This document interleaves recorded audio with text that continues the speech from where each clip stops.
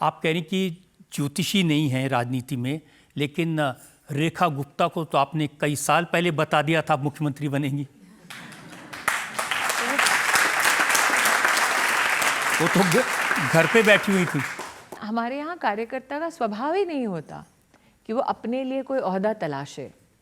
तो रेखा 15 साल मैं बतौर कार्यकर्ता उसके साथ काम करती रही और उसका कभी स्वभाव नहीं रहा कि अरे मुझे ये चाहिए या मुझे यहाँ पहुँचना है। उसका स्वभाव हमेशा रहा कि अरे दीदी ये कार्यक्रम मिला है संगठन से, अपन साथ कैसे करते हैं। मेरी अपनी इच्छा थी कि रेखा संगठन के किसी पद पर विद्यमान हो। तो वानती श्रीनिवासन हमारी महिला मोर्चा की राष्ट्रीय अध्यक्ष हैं। मैं और वानती 2007 से एक साथ काम कर रहे हैं संगठन में। 1 महीना मैं वानती के मतलब पंजे झाड़ के पीछे पड़ी रही। तो एक दिन मेरे मुंह से निकल गया, मैं वानती प्लीज़ बना दे, एक दिन ये दिल्ली की मुख्यमंत्री होगी। तो रेखा ने अपना सर पीट लिया, दीदी क्या बोल रहे हो। मैंने कहा मैं बोल रही हूँ वानती बना दे। और जिस दिन रेखा की शपथ थी तो उसने कहा दीदी आओगे। मैं कहा रेखा अब तो मुख्यमंत्री बन गई है, दीदी का काम यहीं तक था। तो मैं जब वानती को रेखा को ऐसे पदों पर देखती हूँ। एक और आपके राजनीतिक ज्योतिष का उदाहरण बताता हूँ। अरे बाप रे। आपने देवेंद्र फडणवीस को कई साल पहले कहा था कि तुम चीफ मिनिस्टर बनोगे। मेरे मुंह से निकल गया था। मैं और देवेंद्र किसी फ्लाइट पे चढ़ रहे थे शायद, और क्या हम 27 साल 28 साल के होंगे।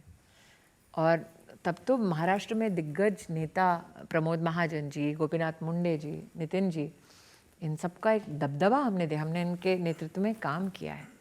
पता नहीं, मैंने कहा देवेंद्र एक दिन तो मुख्यमंत्री बनेगा। और देवेंद्र ने मुझे कहा पागल है क्या, इतने बड़े बड़े लोगों के हम छाया में काम कर रहे हैं।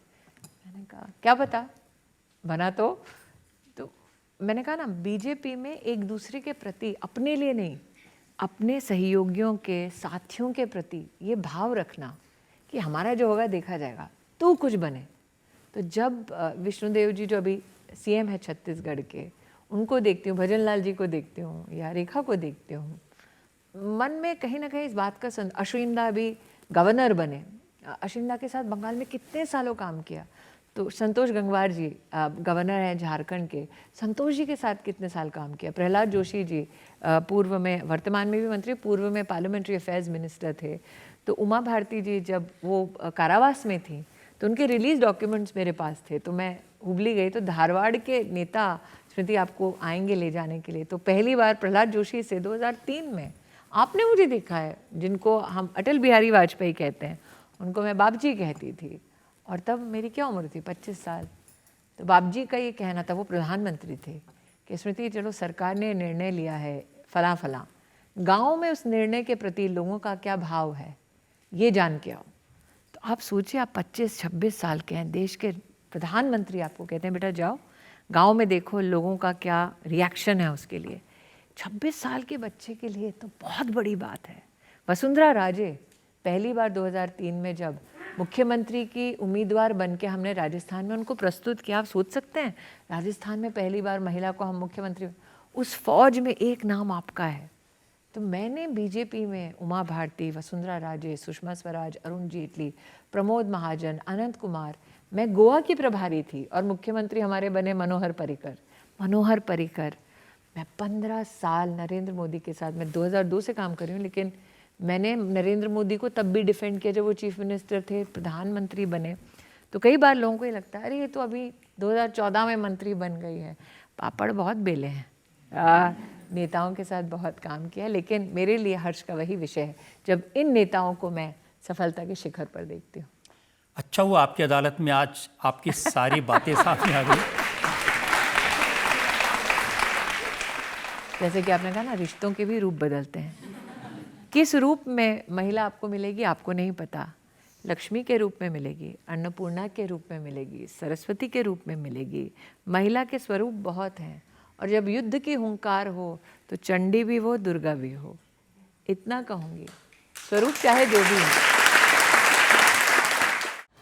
अब देखिए, ये तो बात आप भी मानती हैं कि लोग ये तो कहते हैं कि भाई एरोगेंट तो है।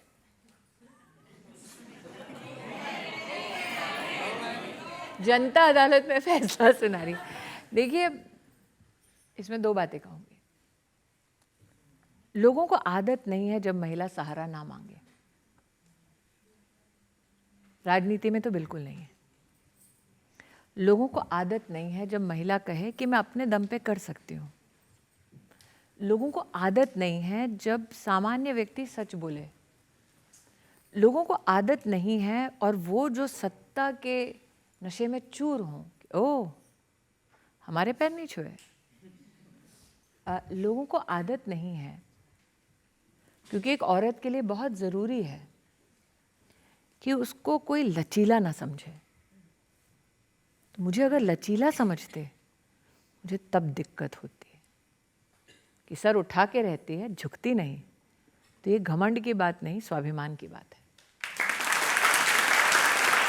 सिर्फ राजनीति की बात नहीं है। मुंबई में जो फिल्मी पार्टियां होती हैं, टीवी स्टार्स की पार्टियां होती हैं, नहीं जाती स्मृति ईरानी? कुछ लोग कहते हैं उसलिए भी घमंडी हो। और क्या? पार्टियों में काम नहीं मिलता।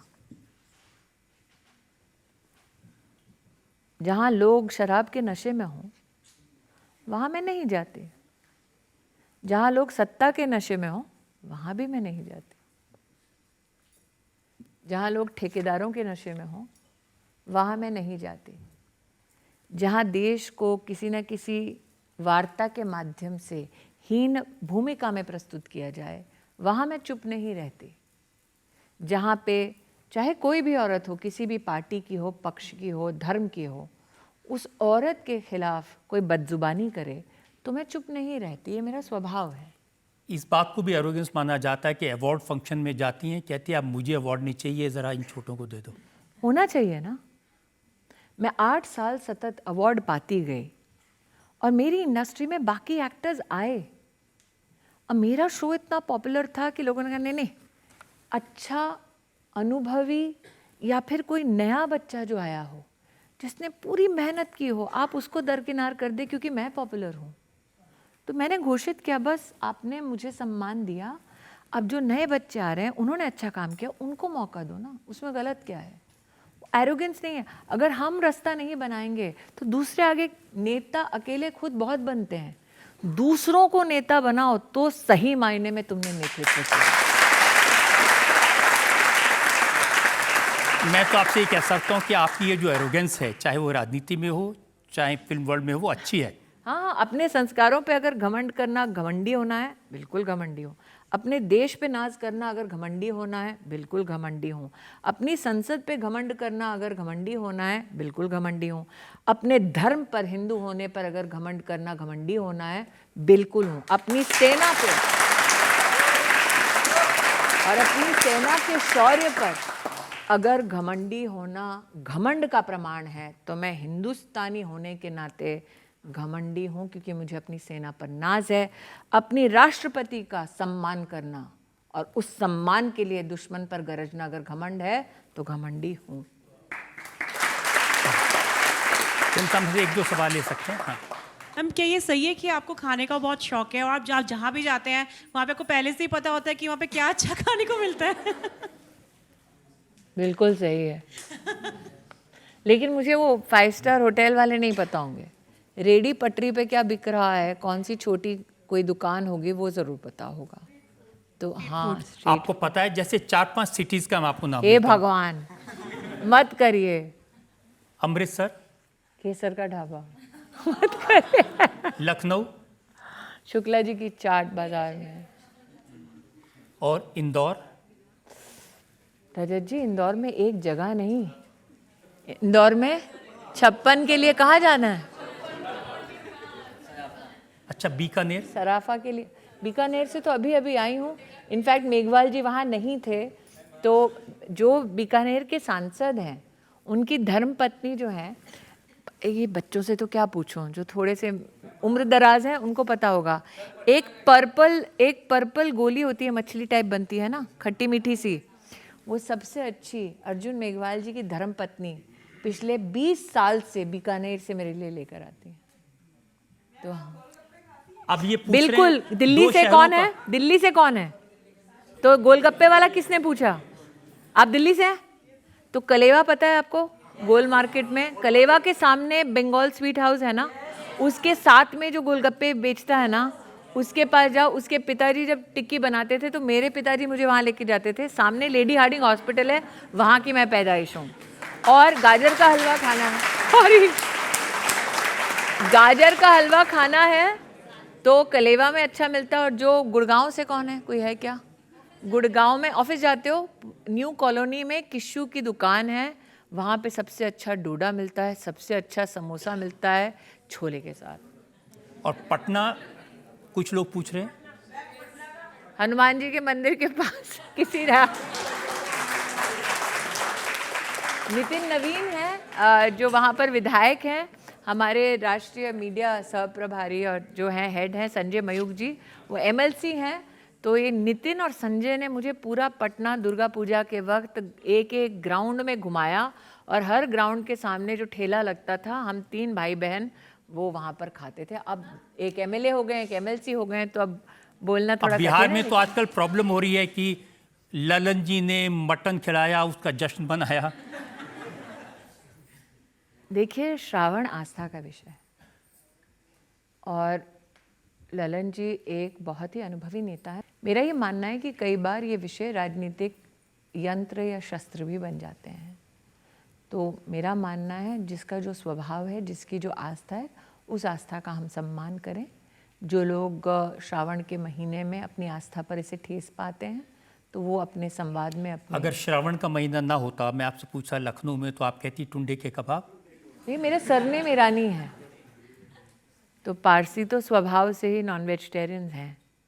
और अगर आप मुझे बहू की भूमिका में देखते हैं तो आप कैसे ये मान लेंगे कि मैं अपने ही ससुराल वालों का तिरस्कार करूँगी। जिसकी बंगाली, जैसे मेरी माँ बंगाली हैं तो वो तो माछेर झोल भात खाते हैं। और बंगाल में रजत जी एक बहुत अच्छी एक शायद कल्चरल एक अफिनिटी कह लें या एक बिहेवियर हो जाए। तो जब पहली बार कार्यकर्ता ने मुझे वहाँ देखा था तो वहाँ टेस्ट क्या होता है कि आप सच्ची में कितने अच्छे बंगाली हो। कि हमारे यहाँ पे एक माछ होता है इलिश का, तो वो कैसे खाते हैं, बेचे खाओ कि ना बेचते पड़ो ना, मतलब वो आप खा सकते हैं कि नहीं। और आप टमाटर की चटनी भात के साथ पहले खाते हैं या बाद में, तो उससे जो आपको देख रहा है वो बता देता है बंगाल के किस भाग से हैं। तो भाषा के साथ साथ भोजन भी हमारा राष्ट्र में सांस्कृतिक परिचय है।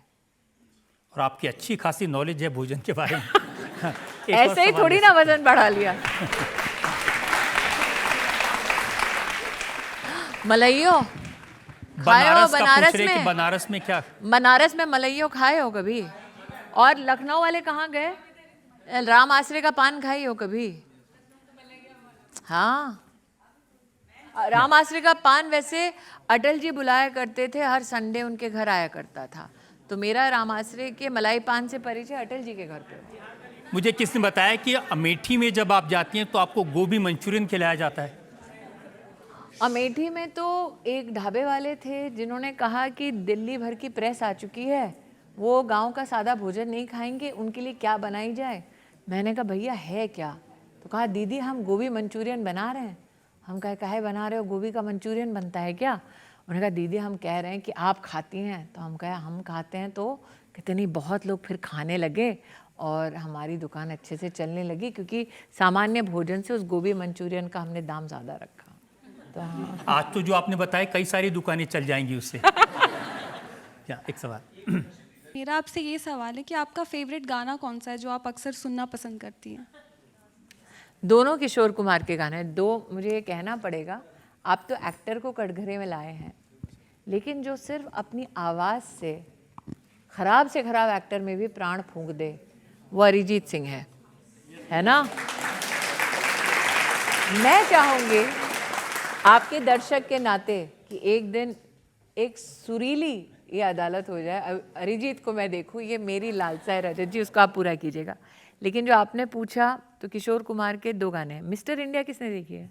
हाँ, तो उसमें एक गाना है जिंदगी की यही रीत है हार के बाद ही, और दूसरा ऋषि जी का, क्योंकि हमने उल्लेख किया था कार्यक्रम की शुरुआत में, तो ऋषि जी पर फिल्माया गया किशोर कुमार का गाना है, जीवन के दिन छोटे सही हम भी बड़े दिल वाले, कल की हमें फुर्सत कहा सोचे जो हम मत वाले।